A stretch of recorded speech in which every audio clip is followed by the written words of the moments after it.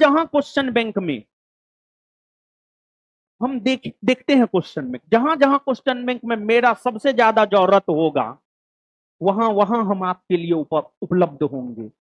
जब भी पांडवों को कृष्ण की आवश्यकता पड़ी, या जब भी किसी जरूरतमंद व्यक्ति को भगवान कृष्ण की आवश्यकता पड़ी, भगवान कृष्ण वहां वहां मौजूद हुए। चाहे वह द्रौपदी ही क्यों ना हो, जब द्रौपदी का चीरहरण हो रहा था, तो भगवान कृष्ण उनको इतना वस्त्र दिए कि दुशासन जो है, साड़ी खींचते खींचते, साड़ी का पल्ला खींचते खींचते थक गया, लेकिन द्रौपदी के शरीर से वस्त्र समाप्त नहीं हुआ।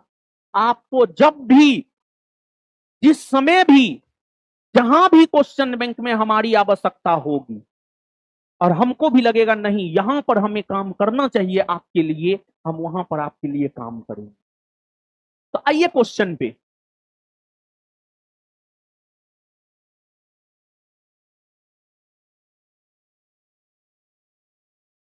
गौतम बुद्ध के समय का प्रसिद्ध वेद जीवक किसके दरबार से संबंधित?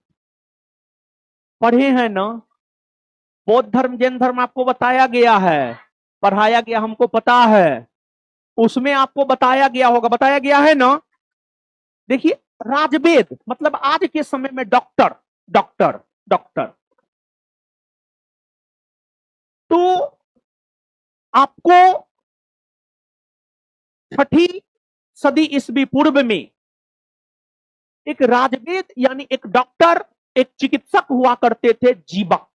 एक चिकित्सक हुआ करते थे, जीवक। एक चिकित्सक हुआ करते थे, जीवक। जीवक,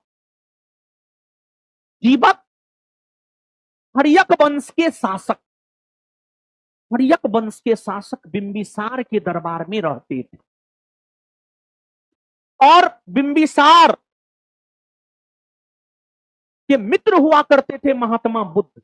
जब महात्मा बुद्ध बीमार पड़े थे, तो बिंबिसार ने महात्मा बुद्ध की सेवा में अपने राज्य में जीवक को भेजा था।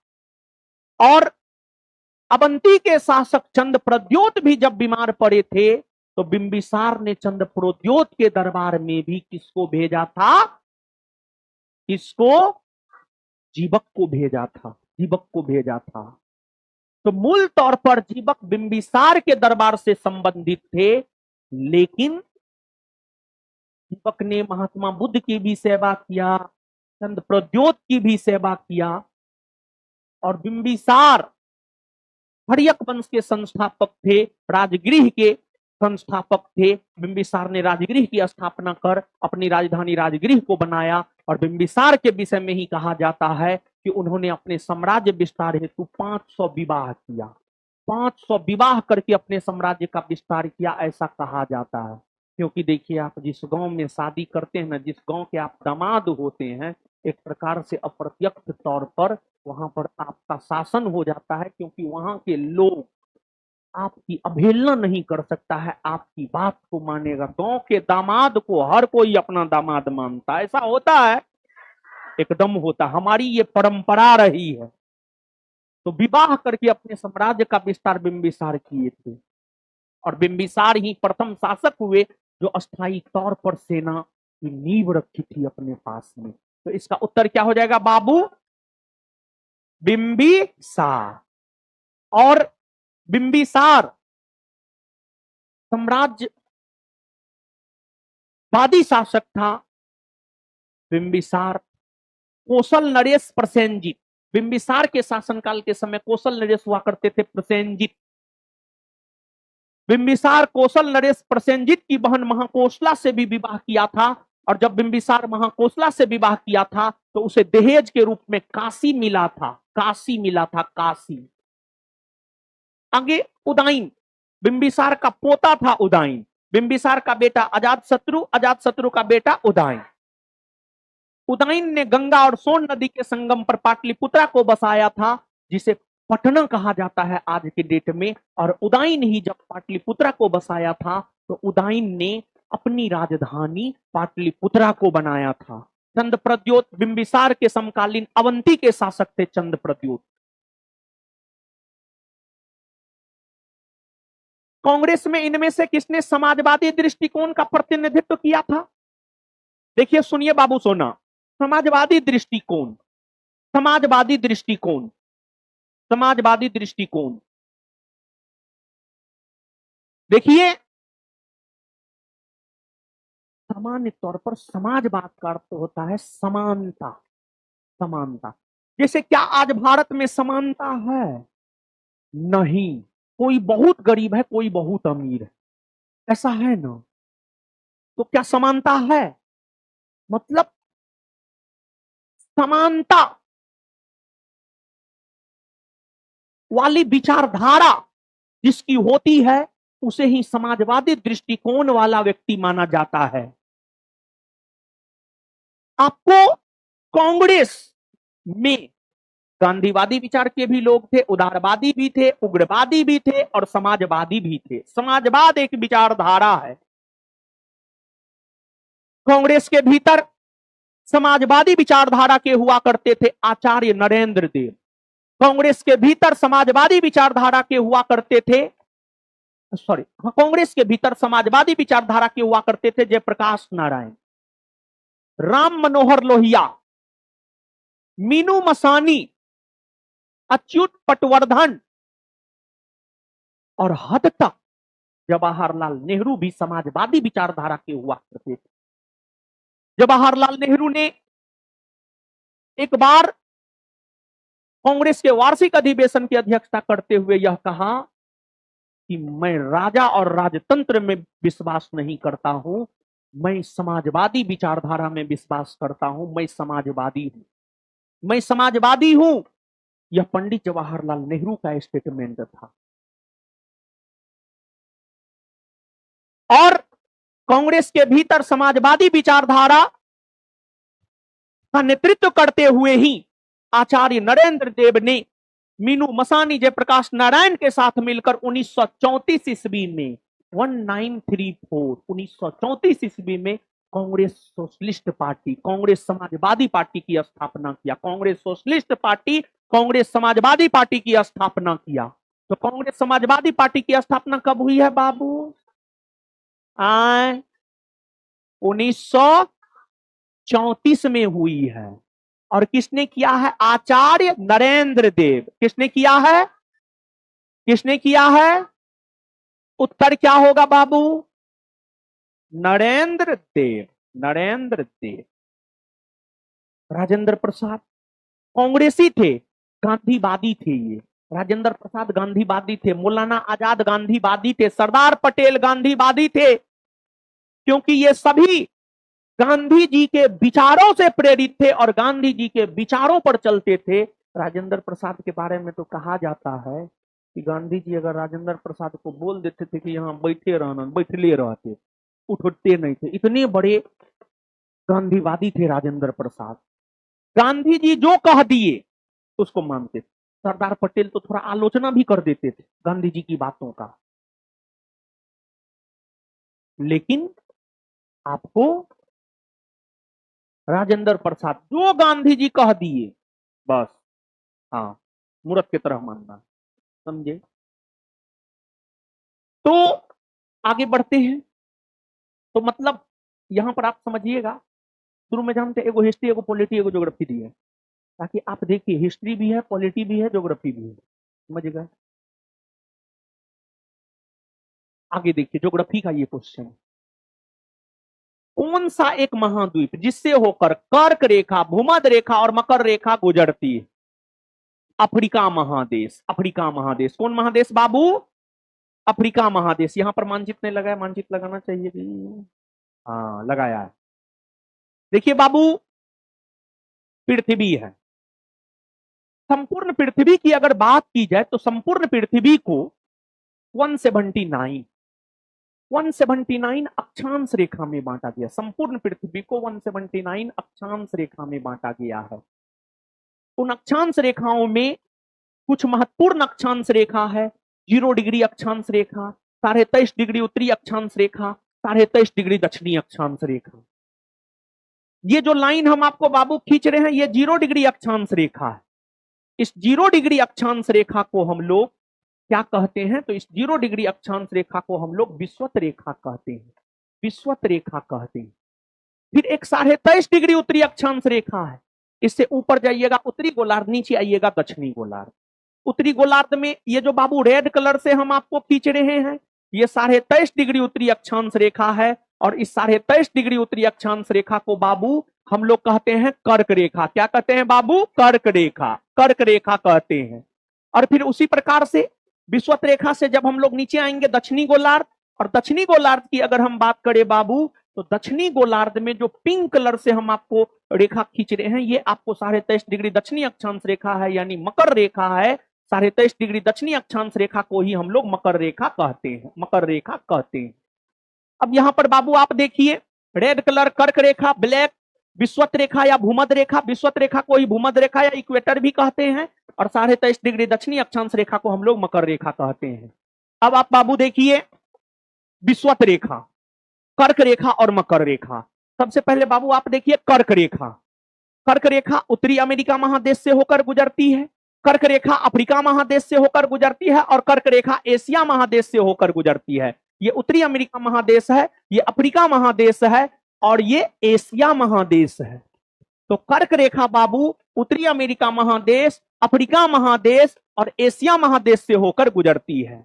और फिर विषुवत रेखा, विषुवत रेखा दक्षिणी अमेरिका महादेश से होकर गुजरती है, अफ्रीका महादेश से होकर गुजरती है, और एशिया महादेश से होकर गुजरती है। और फिर मकर रेखा दक्षिणी अमेरिका महादेश, अफ्रीका महादेश और ऑस्ट्रेलिया से होकर गुजरती है, और मकर रेखा लगभग ऑस्ट्रेलिया महादेश के बीचों बीच से होकर गुजरती है, और ऑस्ट्रेलिया को लगभग 2 बराबर भाग में विभाजित करती है। तो इसमें आप गौर फरमाइए, उत्तरी अमेरिका महादेश से कर्क रेखा गुजरती है, दक्षिणी अमेरिका महादेश से विषुवत रेखा और मकर रेखा गुजरती है, अफ्रीका महादेश से कर्क रेखा भी, विषुवत रेखा भी और मकर रेखा भी गुजरती है, आंसर अफ्रीका। फिर एशिया महादेश से कर्क रेखा और विषुवत रेखा गुजरती है, और ऑस्ट्रेलिया महादेश से जो है आपको मकर रेखा सिर्फ गुजरती है। वहीं यूरोप की अगर हम बात करें, तो यूरोप महादेश से ना तो कर्क रेखा गुजरती है, ना विषुवत रेखा गुजरती है, ना मकर रेखा गुजरती है। जैसे यहां पर बाबू एक प्रश्न आया है कि किस महादेश से होकर कर्क, विषुवत, मकर तीनों गुजरती है, आंसर अफ्रीका आपने देखा। उसी प्रकार से बाबू अगर आपसे पूछ दिया कौन ऐसा महादेश है जिससे होकर ना कर्क, ना विषुवत, ना मकर रेखा गुजरती, आंसर क्या होगा? क्या होगा? ये बहुत शानदार क्वेश्चन बनता है, तो सोचना है। सब महादेश से तो गुजर भी करती है, 7 को महादेश, उत्तरी अमेरिका 1, दक्षिणी America 2, Europe 3, Africa 4, Asia 5, Australia 6 और अंटार्कटिका 7। दक्षिणी ध्रुवीय क्षेत्र में अंटार्कटिका है 7। तो इन महादेशों में 2 महादेश है जिससे होकर ना कर्क, ना विषुवत, ना मकर रेखा गुजरती है। एक है उत्तरी ध्रुवीय क्षेत्र में स्थित यूरोप महादेश, और दूसरा है दक्षिणी ध्रुवीय क्षेत्र में स्थित अंटार्कटिका, अंटार्कटिका। इस लाइन को बाबू आप क्वेश्चन पे ही लिखिए या फिर कॉपी में लिखिए कहीं पर। ये सब लाइन हम जो लिखा दिए वो सब जरूर याद रखिए, समझ गए? लिखिएगा बाबू, यूरोप और अंटार्कटिका, यूरोप और अंटार्कटिका, ये 2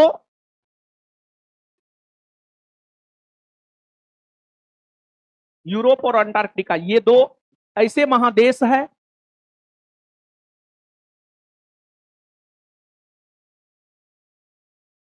यूरोप और अंटार्कटिका, ये 2 ऐसे महादेश है जिससे जिससे जिससे ना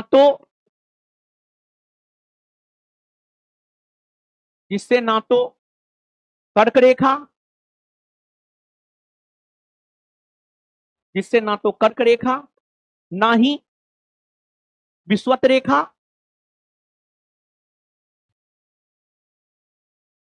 और ना ही मकर रेखा, और ना ही मकर रेखा गुजरती है, और ना ही मकर रेखा गुजरती है, और ना ही मकर रेखा गुजरती है। Full stop. और एक बात जानिए और जानते हैं, अंटार्कटिका महादेश पर मानव नहीं रहता है। यहां पर जानते हैं सब देश, रूस, अमेरिका, फ्रांस, भारत, सब देश अपना रिसर्च सेंटर स्थापित किया हुआ है। अंटार्कटिका महादेश पर सब देश अपना रिसर्च सेंटर स्थापित किया हुआ है। इसी वजह से अंटार्कटिका महादेश को विज्ञान को समर्पित महादेश कहा जाता, विज्ञान को समर्पित महादेश कहा जाता। और अंटार्कटिका महादेश पर जो है पूरा बर्फ जमा हुआ है, पूरा बर्फ जमा हुआ है, जिस वजह से इसका आकृति हमेशा चेंज होते रहता। बर्फ पिघलता है, बर्फ जमा है तो अलग आकृति, बर्फ पिघलता है तो अलग आकृति। मतलब अंटार्कटिका महादेश को गतिमान महादेश भी कहा जाता है, विज्ञान को समर्पित महादेश, गतिमान महादेश। और साथ ही साथ जो है अंटार्कटिका महादेश पर कोई मानव निवास नहीं करता है। और यहां पर भारत के 3 शोध केंद्र हैं, दक्षिण गंगोत्री, मैत्री, भारती। दक्षिण गंगोत्री, मैत्री, भारती, ये तीनों अंटार्कटिका में स्थित भारत के शोध केंद्र है। ये सब बात लिखिए, सब बात आपके एग्जाम के पॉइंट ऑफ व्यू से महत्वपूर्ण, लिखिए आप। अंटार्कटिका,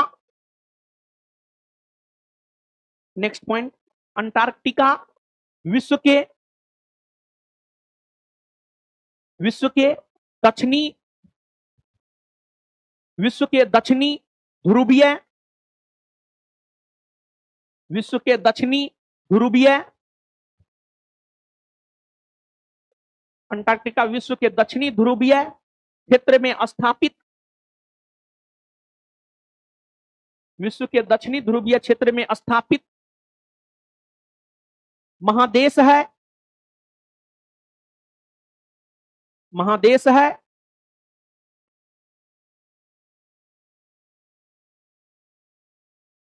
जहां मानव निवास नहीं करता है,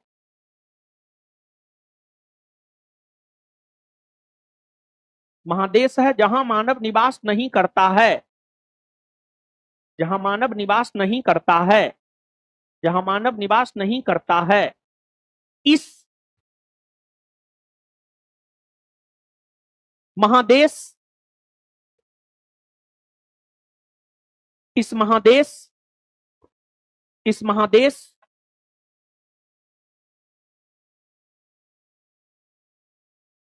को विज्ञान के लिए समर्पित महादेश कहा जाता है। इस महादेश को विज्ञान के लिए समर्पित महादेश कहा जाता है। इस महादेश को विज्ञान के लिए समर्पित महादेश कहा जाता है।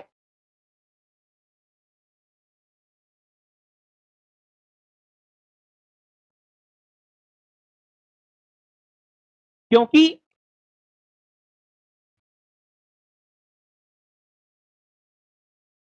क्योंकि क्योंकि विश्व के सभी देश,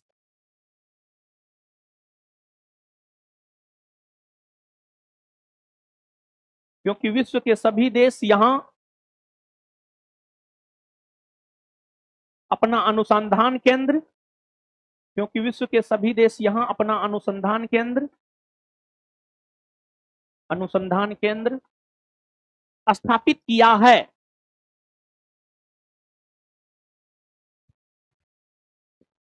फुल स्टॉप, उसी में दक्षिण गंगोत्री कोमा, उसी में दक्षिण गंगोत्री कोमा मैत्री, दक्षिण गंगोत्री कोमा मैत्री और भारती, दक्षिण गंगोत्री कोमा मैत्री और भारती,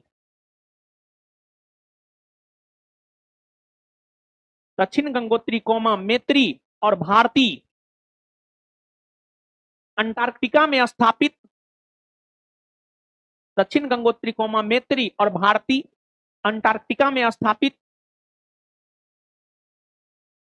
अंटार्कटिका में स्थापित 3 भारत के अनुसंधान केंद्र है। 3 भारत के अनुसंधान केंद्र है, 3 भारत के अनुसंधान केंद्र है।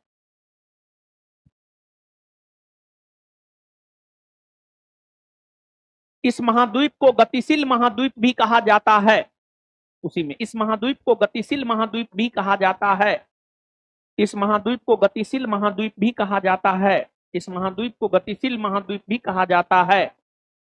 Full stop. Full stop. चलिए अब आगे आइए, ये सब बात आप बाबू याद रखिएगा। अब आगे आइए,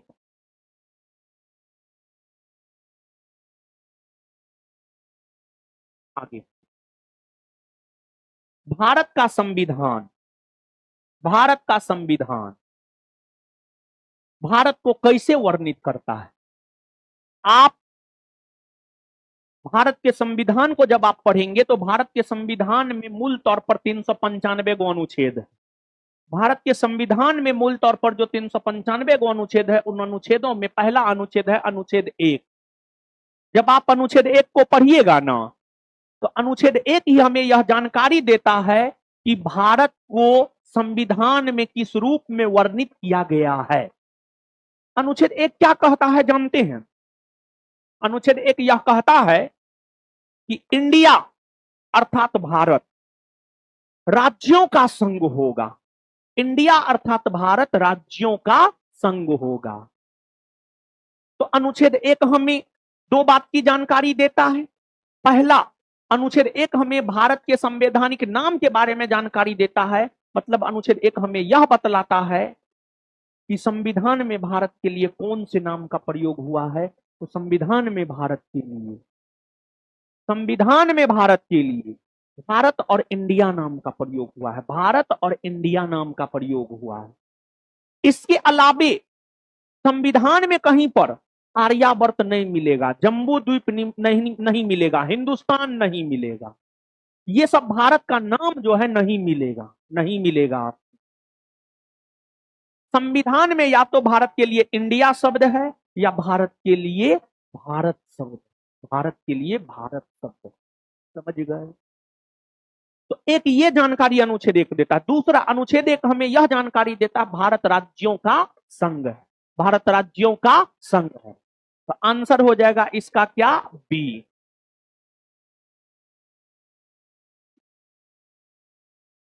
सूचना का अधिकार अधिनियम किस वर्ष लागू किया गया? देखिए बाबू,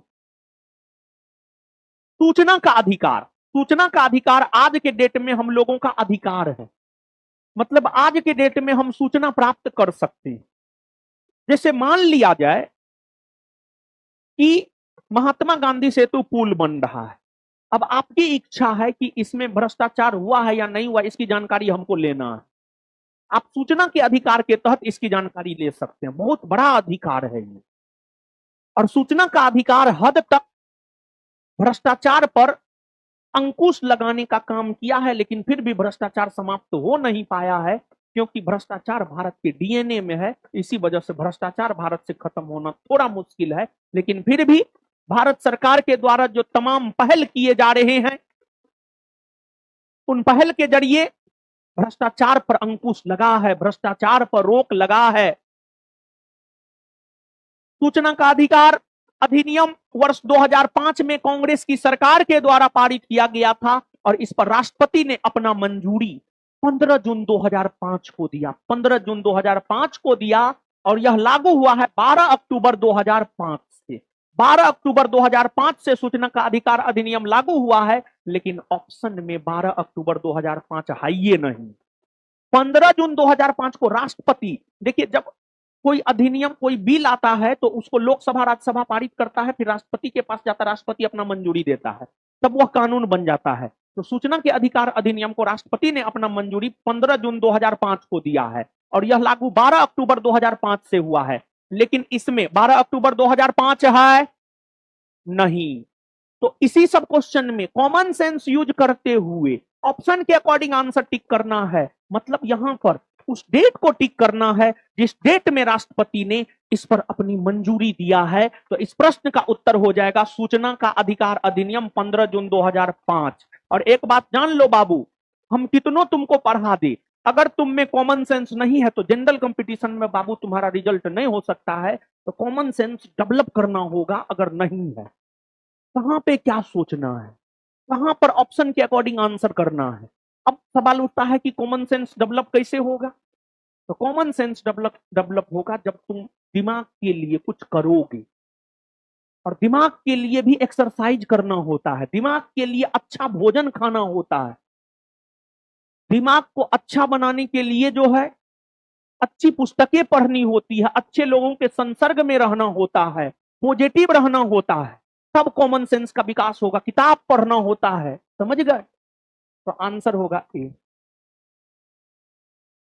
आम चुनाव के बाद प्रोटेम स्पीकर, आम चुनाव के बाद प्रोटेम स्पीकर। देखिए आम चुनाव, आम चुनाव का मतलब क्या होता है जानते हैं बाबू? आम चुनाव का मतलब होता है लोकसभा का चुनाव।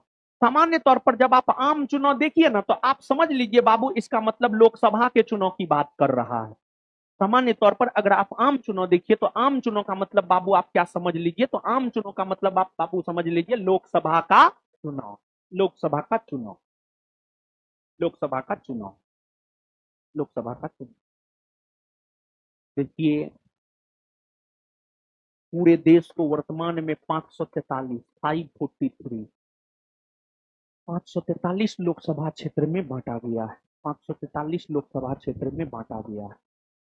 लोकसभा का चुनाव प्रत्यक्ष तौर पर होता है जिसमें आम जनता भाग लेता है, और वैसी आम जनता जिसका उम्र 18 वर्ष या उससे अधिक हो गया है और भारत की मतदाता सूची में उसका नाम है, वही आम जनता लोकसभा के चुनाव में भाग लेता है और अपने अपने संसदीय क्षेत्र से अपने अपने मेंबर ऑफ पार्लियामेंट को आम जनता चुन करके लोकसभा भेजता है और लोकसभा के लिए चुनाव करवाता है भारत का निर्वाचन आयोग, भारत का निर्वाचन आयोग।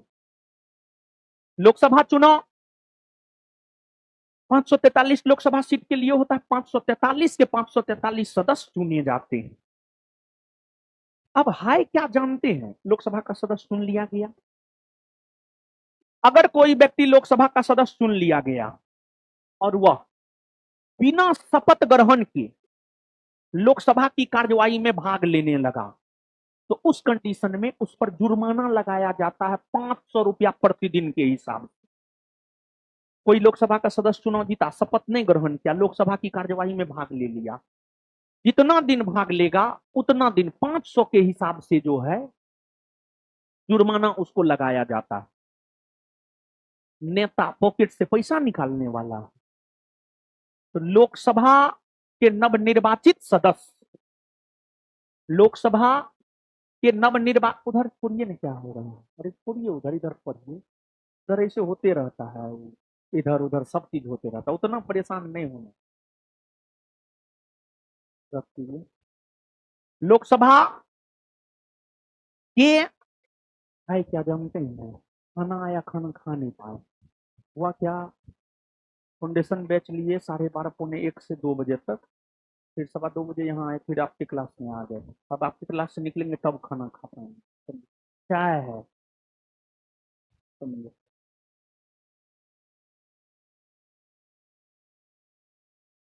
लाल चाय में जो मजा है ना वो दूध वाला में कहाँ। हम लाल चाय ही पीते हैं, दूध वाला चाय हम नहीं पीते हैं। ठीक है, लाल चाय बेस्ट, शरीर स्वस्थ, स्वास्थ्य के लिए भी ठीक होता है, हेल्थ के लिए भी ठीक होता है। बहुत गर्म है वो। हाँ सुनिए, तो नेता सब पॉकेट से पैसा निकालेगा, जुर्माना देगा नहीं देगा। तो लोकसभा के सदस्य शपथ ग्रहण करके ही, शपथ ग्रहण करके ही, लोकसभा के सदस्य शपथ ग्रहण करके ही, शपथ ग्रहण करके ही लोकसभा की कार्यवाही में भाग लेता है। अब लोकसभा के सदस्यों को शपथ दिलाने हेतु, लोकसभा के सदस्यों को शपथ दिलाने हेतु लोकसभा के 543 निर्वाचित सदस्यों में से ही यह देखा जाता है कि कौन सबसे वरिष्ठ है, मतलब कौन सबसे अधिक बार लोकसभा का सदस्य बना है। कोई लोकसभा का सदस्य 5 बार बना है, कोई 6 बार, कोई 7 बार, कोई 8 बार। जो सबसे अधिक बार बना है, जो 8 बार बना, वरिष्ठ सदस्य माना जाएगा। वरिष्ठ सदस्य को लोकसभा के 543 सीट के लिए चुना हुआ, उसमें जो वरिष्ठ सदस्य है, उस वरिष्ठ सदस्य को, वरिष्ठ सदस्य को भारत के राष्ट्रपति प्रोटेम स्पीकर के तौर पर नियुक्त करते हैं। 18वीं लोकसभा चुनाव में भारत के राष्ट्रपति भर्तृहरि महताब को लोकसभा के प्रोटेम स्पीकर के तौर पर नियुक्त किए थे। और प्रोटेम स्पीकर का काम होता है लोकसभा के नवनिर्वाचित सदस्यों को शपथ दिलाना। प्रोटेम स्पीकर लोकसभा के नवनिर्वाचित सदस्यों को शपथ दिला देता है, और प्रोटेम स्पीकर जब लोकसभा के नवनिर्वाचित सदस्यों को शपथ दिला देता है, तब लोकसभा के नवनिर्वाचित सदस्य लोकसभा की कार्यवाही में भाग लेने लगते हैं। और फिर लोकसभा के नवनिर्वाचित सदस्य जब भाग लेने लगते हैं लोकसभा की कार्यवाही में, तो वे अपने सदस्य गणों में से ही किसी एक को लोकसभा का अध्यक्ष और किसी एक को लोकसभा का उपाध्यक्ष चुनने का काम करता है। और भारतीय संविधान का अनुच्छेद 93 यह कहता है कि लोकसभा में एक अध्यक्ष और एक उपाध्यक्ष होगा, और लोकसभा का अध्यक्ष और उपाध्यक्ष वही होगा जो लोकसभा का सदस्य। आजाद भारत में लोकसभा के प्रथम अध्यक्ष गणेश वासुदेव मौलंकर बने। कोई ऐसा एग्जाम नहीं होगा जो ये ना पूछा होगा कि लोकसभा के प्रथम स्पीकर कौन बने हैं, गणेश वासुदेव मौलंकर। और लोकसभा की प्रथम महिला स्पीकर श्रीमती मीरा कुमार। और लोकसभा के वर्तमान में अध्यक्ष ओम बिरला। वर्तमान में 18वीं लोकसभा अस्तित्व में है, ओम बिरला वर्तमान में लोकसभा के अध्यक्ष। तो इस प्रश्न का उत्तर बाबू लोग सुना है, समझा है तो बताओ। बी होगा। हाँ, आगे, भारत के संविधान का विचार किसने दिया? क्या कोई दिक्कत हो उस क्वेश्चन में? नहीं ना। देखिए, सुनिए, एगो बात बताते हैं। यूपीएससी दीजिएगा ना, यूपीएससी दीजिएगा, प्रीलिम्स अगर में भी दीजिएगा या क्वेश्चनों देखिएगा, अगर अच्छे से नहीं पढ़े रहिएगा, क्वेश्चन आंसर देखिएगा, आप एयू उत्तर हो सकता है, बीओ हो सकता है, सीओ हो सकता है, डीओ हो सकता है, लेकिन उसमें उत्तर एक गो होता है। जैसे अब मान लिया जाए कि आपके सामने प्रस्ताव आया कि आप आलिया भट्ट से विवाह कीजिएगा कि कैटरीना कैफ से। आप तो कहिएगा एकरो से हो जाए तो ओकरो से कर लेंगे, ओकरो से हो जाए तो ओकरो से कर लेंगे, लेकिन होगा तो किसी एक से ही। फिर दोनों अब शादीशुदा हो गई, दोनों शादीशुदा हो गई। एगो विक्की कौशल ले गया और एगो रणबीर सिंह या रणबीर कपूर, रणबीर कपूर। ये दोनों में हम थोड़ा कंफ्यूज हो जाते हैं, रणबीर कपूर रणबीर सिंह, समझे? हाँ, रणबीर सिंह की कपूर, हाँ ठीक है, जो भी ले गया ना अपना, छोड़िए। अब हमको उससे क्या मतलब। वैसे ही सुनिए, कभी कभी बिहार पुलिस जैसे वनडे एग्जाम में भी एक क्वेश्चन अगर आप देखिएगा तो आपको लगेगा बीओ होगा, सीओ होगा, बीओ हो सकता है, सीओ हो सकता है, लेकिन क्वेश्चन के डिमांड को समझिए। और एप्रोप्रिएट तो आंसर एक गो हो सकता है, देना तो आपको एक गो है। विवाह तो आपका या तो आलिया से होगा या कैटरीना से होगा, दोनों से तो हो नहीं सकता है, तो आंसर तो कोई एक हो सकता है। एप्रोप्रिएट आंसर उसमें हो सकता है, उसको ऐसा तो उस क्वेश्चन में कोई ऑप्शन है नहीं मेरे ख्याल से जी। हाँ डी, हाँ ठीक, कोई बात नहीं है, कोई बात नहीं, लेकिन एप्रोप्रिएट, सबसे एप्रोप्रिएट आंसर इसका बी होगा। यही तो कॉमन सेंस यूज करना है। तो कॉमन सेंस यूज करना सीखेंगे आप पढ़ने से, क्वेश्चन को एनालिसिस करने से। जैसा कि हम पढ़ते पढ़ाते तो कॉमन सेंस हमने थोड़ा सा तो आइए गया, तब ना बता देते कि बी होगा कि डी होगा। बी एकदम एप्रोप्रिएट आंसर होगा, बोर्डो बी ही मारेगा, एकदम आप कन्फर्म मान लीजिए, समझ गए? अब देखिए एगो बात बताइए, ठीक है, डी क्यों नहीं होगा हम आपको समझा देते हैं।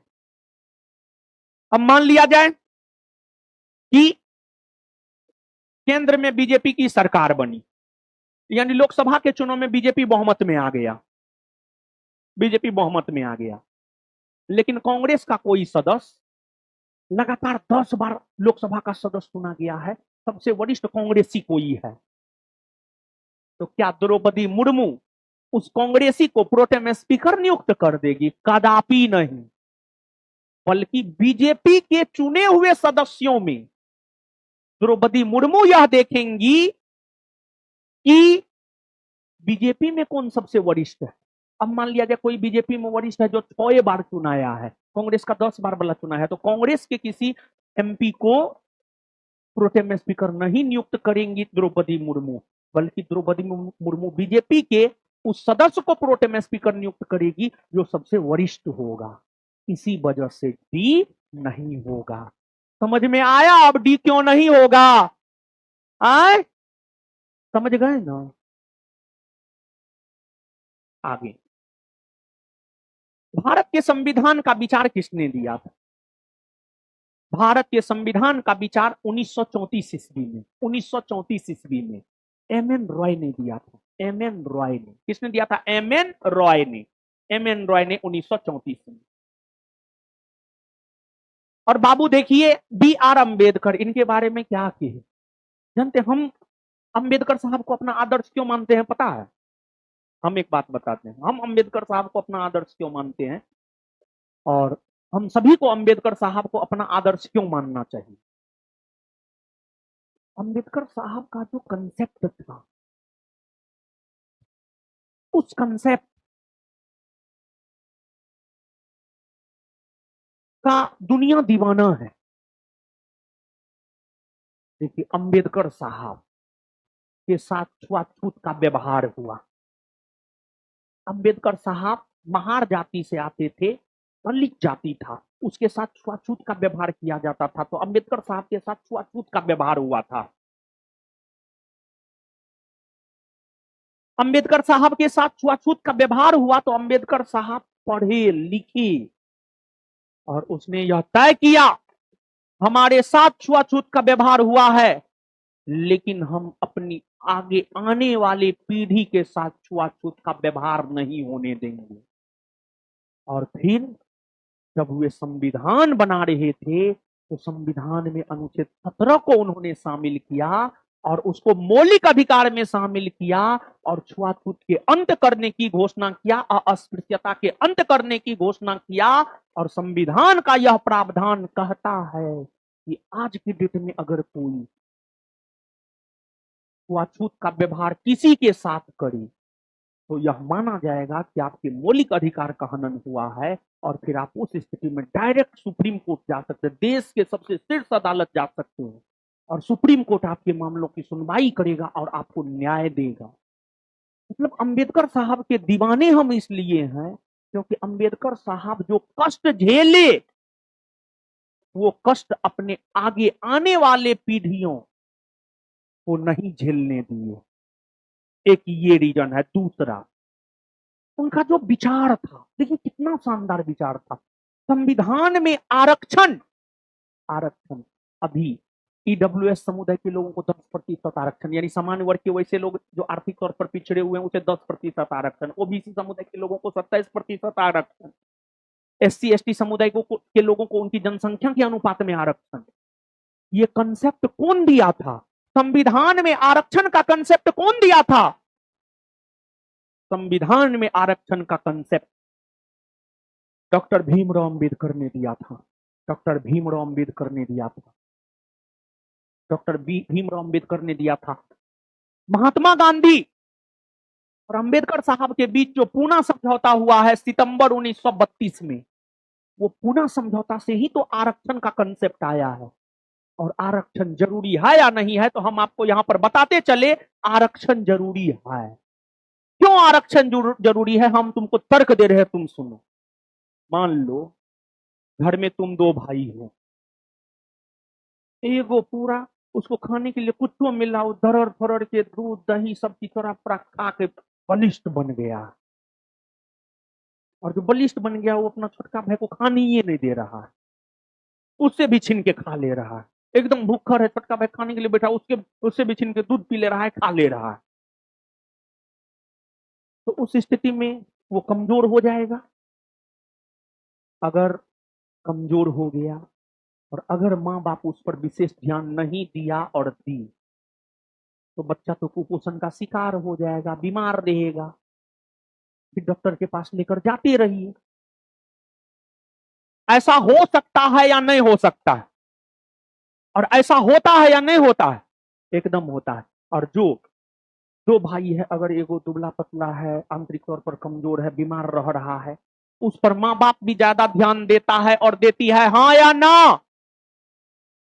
तो हमारे समाज में जो पिछड़े लोग हैं, जो दलित लोग हैं, जो शैक्षणिक तौर पर पिछड़े हुए हैं, जो सामाजिक तौर पर पिछड़े हुए हैं, जो आर्थिक तौर पर पिछड़े हुए हैं, अगर उन्हें विशेष सुविधा नहीं दीजिएगा तो क्या वे समाज की मुख्य धारा में जुड़ पाएंगे? नहीं। और जब वे समाज की मुख्य धारा में नहीं जुड़ पाएंगे तो क्या देश का सर्वांगीण विकास होगा? नहीं। और हम सभी भारतवासी को, अगरा पिछड़ा, हिंदू मुसलमान, सबको मिलकर के देश के विकास में अपना योगदान देना चाहिए। और विकास सामूहिकता का प्रतिरूप है। सामाजिक सामाजिक सामाजिक सामूहिकता ही देश को विकास के पथ पर ला सकता है। सामाजिक सामूहिकता ही देश को विकास के पथ पर ला सकता है। तो आरक्षण का कंसेप्ट अंबेडकर साहब ही दिए हैं। सामान्य तौर पर दलित और पिछड़े जाति के लोग तो अंबेडकर साहब का खुले तौर पर समर्थन करते हैं, लेकिन ऊंची जाति के लोग विरोध करते हैं।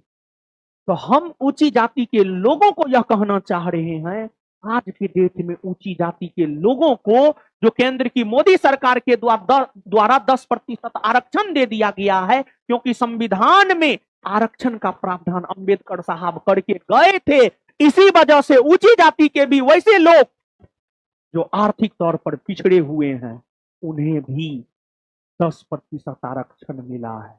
तो ऊंची जाति के लोगों को भी अंबेडकर साहब के विचारों का समर्थन करना चाहिए, क्योंकि वो भी उससे लाभान्वित होते। हाँ या ना? यही सब रीजन है, समझ गए। और अंबेडकर साहब को भारतीय संविधान का निर्माता माना जाता है, भारतीय संविधान का निर्माता। और ऐसा ना है कि सिर्फ अंबेडकर साहब संविधान बनाए, संविधान सभा ने बनाया, संविधान सभा के एक सदस्य अंबेडकर साहब, लेकिन संविधान बनाने में सबसे बड़ा योगदान उनका रहा है। इसी वजह से अंबेडकर साहब को संविधान निर्माता माना जाता है। अंबेडकर साहब के बारे में और क्या बोले, कम से कम एक लेक्चर पूरा, एक सप्ताह, कम से कम एक सप्ताह अंबेडकर साहब के बारे में हम बोल सकते हैं।